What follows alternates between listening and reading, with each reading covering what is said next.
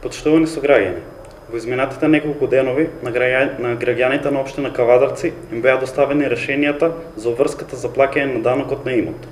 Изненадувачки е фактот што даночната обврска за данокот на имот за 2018 година кај голем број на граѓани е зголемена неколкукратно во однос на минатата.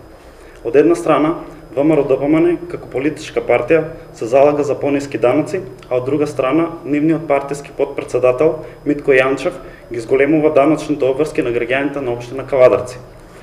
Ваквото зголемување на даночната обврска за данокот на имот за тековната 2018 година предизвика очекуван револт кај граѓаните на општина Кавадарци.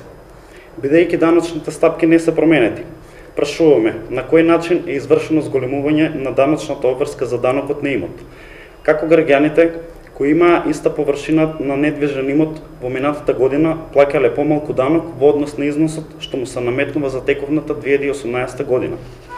Општина Кавадарци и градоначалникот се должни да ги одговорат овие прашања на граѓаните на општина Кавадарци. Кај дел од граѓаните се појавуваат и други проблеми во однос на ова прашање.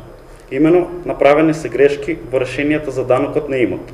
Кај одредени граѓани, во нивната даночна основа е вметнат имот кој не е во нивна сопственост.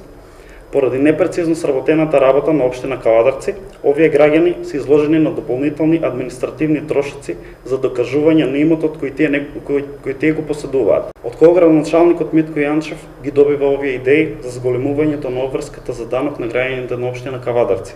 Дали овие идеи доаѓаат од него самиот или од неговиот политички ментор Панчо Минов? Ги повикуваме надлежните институции во интерес на граѓаните на општина Кавадарци да ја испитаат законитоста на ова зголемување на данокот на имот од страна на градоначалникот Митко Јанчев. Ви благодарам.